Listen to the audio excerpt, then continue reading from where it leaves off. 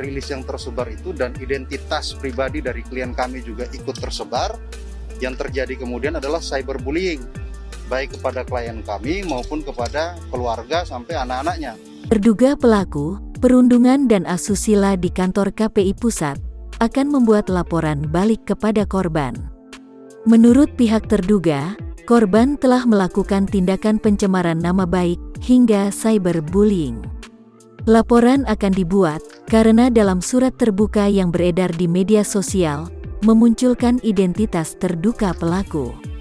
Hal ini disinyalir masuk dalam pencemaran nama baik. Selain itu, pihak terduga pelaku mengaku dirinya dan keluarga mengalami cyberbullying akibat surat terbuka ini. Sementara korban dugaan perundungan dan asusila di Komisi Penyiaran Indonesia, KPI, melapor ke Komisi Nasional Hak Asasi Manusia, Komnas HAM.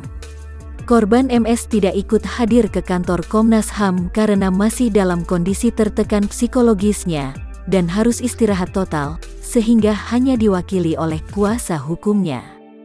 Kuasa hukum MS menyatakan, kedatangannya ke Komnas HAM untuk memberikan keterangan soal kronologi kejadian saat korban mendapat perundungan dan asusila.